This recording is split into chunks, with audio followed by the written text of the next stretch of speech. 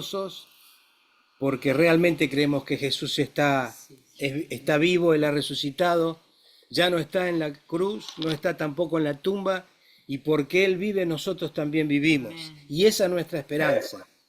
Y agradecemos al Señor por esta oportunidad de compartir la palabra. Yo quiero ir a un texto que verdaderamente refleja toda la riqueza de la resurrección, pero también los momentos que quizás no son tan buenos o no son tan eh, notorios. Siempre buscamos lo mejor. Y a veces hay que reconocerlo, en el camino parece que no hay tantas luces, sino que hay sombras. Y en el relato de la resurrección del primer día en Lucas, un relato maravilloso, me gustaría leerlos con ustedes, el capítulo 24, de aquellos famosos discípulos que se volvían desanimados, se volvían tristes, se volvían fracasados a su pueblo. Y tienen un encuentro con el caminante, el eterno caminante, el que camina a nuestro lado, con la curiosa realidad de que ellos no lo reconocieron. Y a veces nos pasa a nosotros también. Así que me gustaría leerlo, 24:13 de Lucas, Evangelio según San Lucas, y me alegra mucho de ver a los hermanos, a las hermanas de este día domingo, el día del Señor, reunidos allí en su casa. Y dice así la palabra del Señor. Amén. Lucas 24:13, leemos en el nombre del Señor. Aquel mismo día, es decir, el día domingo, el día de la resurrección, dos de los discípulos se dirigían a un pueblo llamado Emaús, a unos 11 kilómetros de Jerusalén. Iban hablando de todo lo que había pasado. Otra versión dice que iban discutiendo. El versículo 15, mientras conversaban y discutían, Jesús mismo se acercó y comenzó a caminar con ellos. Pero aunque lo veían, algo les impedía darse cuenta de quién era. Jesús les preguntó, ¿de qué van hablando ustedes por el camino? Se detuvieron tristes, y uno de ellos, que se llamaba Cleofás, contestó, ¿eres el único que ha estado alojado en Jerusalén? Otra versión dice, el único forastero que no sabe lo que ha pasado en estos días. Él les preguntó, ¿qué ha pasado? Y le dijeron, lo de Jesús de Nazaret, que era un profeta poderoso en hechos y en palabras delante de Dios y de todo el pueblo, y cómo los jefes de los sacerdotes y nuestras autoridades lo entregaron para que lo condenaran a muerte y lo crucificaran. Nosotros teníamos la esperanza de que Él sería el que había de libertar a la nación de Israel, pero ya hace 3 días que pasó todo esto. Aunque algunas de las mujeres que están con nosotros nos han asustado, pues fueron de madrugada al sepulcro y como no encontraron el cuerpo, volvieron a casa. Y cuentan que unos ángeles se le han aparecido y le han dicho que Jesús vive. Algunos de nuestros compañeros fueron después al sepulcro y lo encontraron tal como las mujeres habían dicho, pero a Jesús no lo vieron. Entonces Jesús les dijo, qué faltos de comprensión son ustedes y qué lentos para creer todo lo que dijeron los profetas. ¿Acaso no tenía que sufrir el Mesías estas cosas antes de ser glorificado? Luego se puso a explicarles todos los pasajes de las Escrituras que hablaban de él, comenzando por los libros de Moisés y siguiendo por todos los libros de los profetas. Al llegar al pueblo donde se dirigían, Jesús hizo como que iba a seguir adelante, pero ellos le obligaron a quedarse diciendo, quédate con nosotros porque ya es tarde, se está haciendo de noche. Jesús entró pues para quedarse con ellos, y cuando ya estaban sentados a la mesa, tomó en sus manos el pan, y habiendo dado gracias a Dios, lo partió y se lo dio. En ese momento se les abrieron los ojos y reconocieron a Jesús, pero él desapareció y se dijeron el uno al otro: ¿no es verdad que el corazón nos ardía en el pecho cuando nos venía hablando por el camino y nos explicaba las Escrituras? Sin esperar más, se pusieron en camino y volvieron a Jerusalén, donde encontraron reunidos a los 11 apóstoles y a sus compañeros, que les dijeron: de veras ha resucitado el Señor y se le ha aparecido a Simón. Entonces ellos les contaron lo que les había pasado en el camino, cómo reconocieron a Jesús cuando partió el pan. Es la palabra del Señor. Amén. Y una de las cosas maravillosas de este relato, de este texto de la palabra del primer día, es que los discípulos, así como había pasado en la entrada triunfal, la gente tenía otra expectativa. Dice el versículo: ellos esperaban que Jesús los iba a libertar de determinada manera, que iba a ser un libertador político, un libertador por la fuerza, un libertador inclusive religioso. Ellos no llegaban a comprender que la pasión, la muerte, la obra de Cristo era mucho más allá, no era solo para el pueblo de Israel, sino era para toda la humanidad. Iba a liberar al mundo de sus pecados y para eso tenía que morir.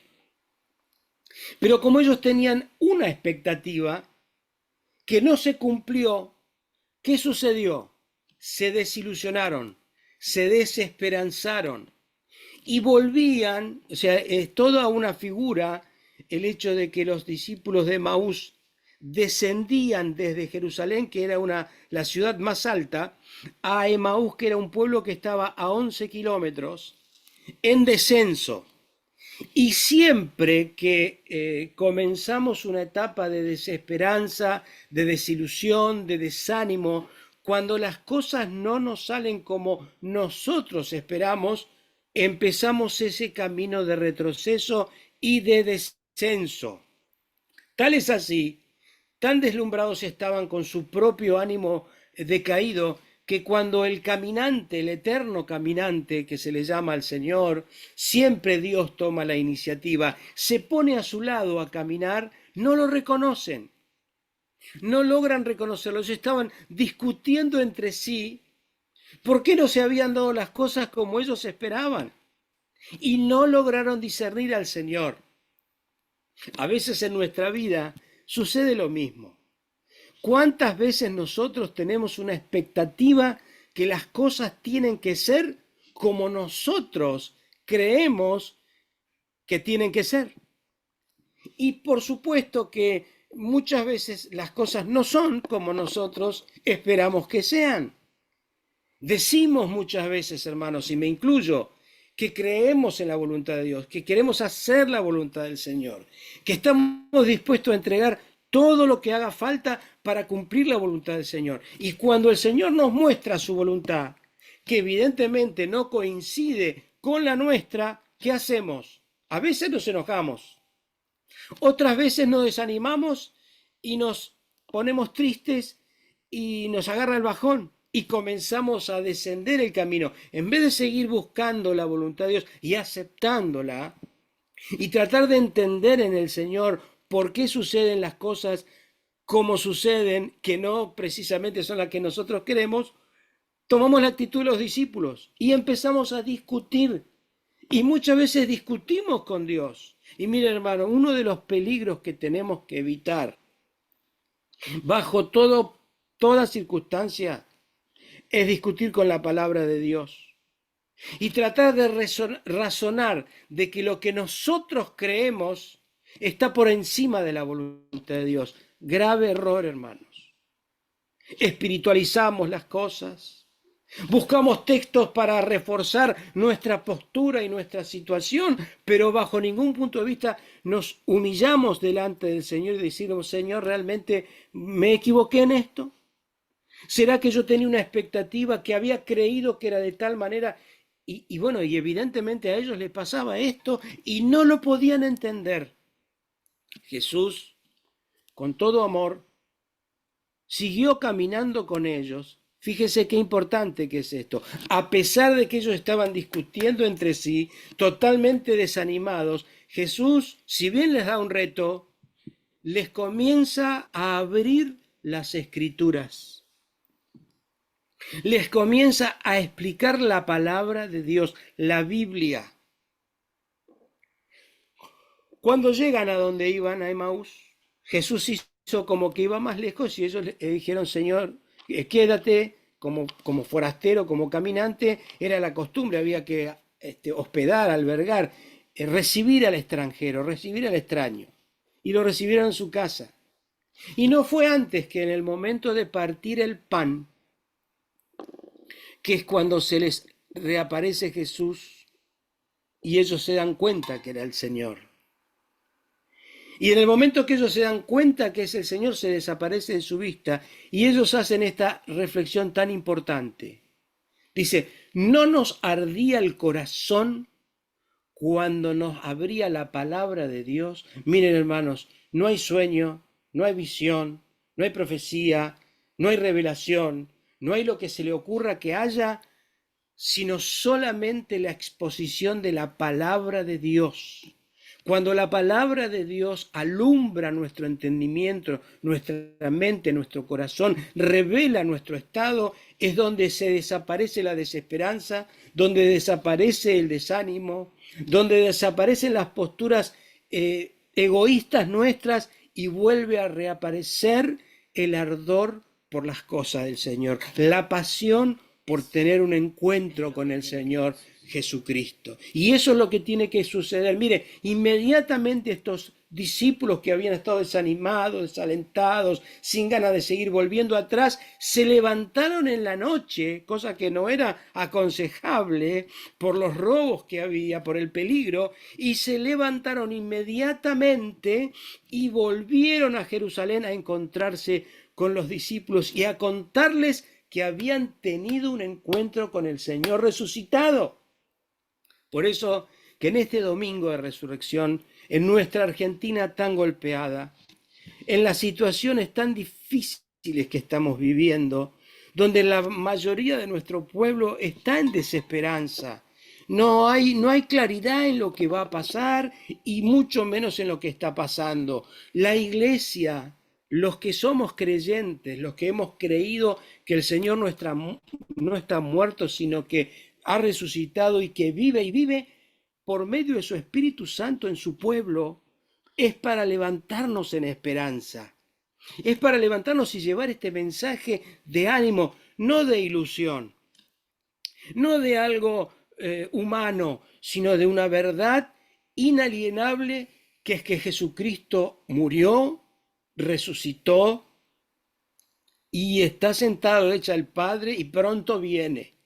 Y ha derramado su Espíritu Santo para que la iglesia sea la que camine al lado de gente como estos dos discípulos que están en desesperanza.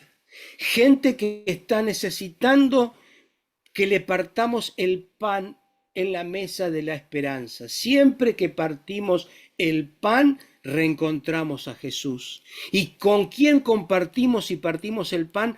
Con nuestros hermanos, con nuestras hermanas, con nuestro prójimo. Es para compartir la esperanza. Por eso que este domingo de resurrección, en este año que ya hemos empezado a caminar y que parecería que un golpe tras de otro viene sobre nuestro pueblo, sobre nuestra nación, sobre las decisiones que se toman, la iglesia se mantenga caminante, peregrina, al lado de aquellos que están necesitando. Hoy puedes tener la dicha de estar allí, nosotros hubiéramos querido estar presentes, obviamente, lo mismo que nuestros hermanos de Esquel, pero unámonos espiritualmente, aunque sea de esta forma, y tratemos de elevarnos en esperanza, la esperanza de la resurrección. Por eso quiero alentarte, hermano, hermana, en este día, a que si tenías otra expectativa, otra esperanza de lo que podría llegar a pasar por lo que la palabra o la promesa de Dios te hubiera dado y no se cumplió, quiero alentarte a revisar la palabra del Señor, a estudiar la palabra del Señor, a lo que la palabra de Dios Alumbra tu mente y tu corazón para que se despierte ese ardor por su presencia. No pidas menos, no pidas menos. Aferrate a la bendita palabra de Dios que te va a mostrar a ese Jesús resucitado y te va a mover a que salgas a compartir con otros esta realidad. Jesús no está muerto, Jesús ha resucitado. Que el Señor les bendiga y que sea una resurrección para todos y cada uno de nosotros en esperanza. Muchas bendiciones. Amén. Amén.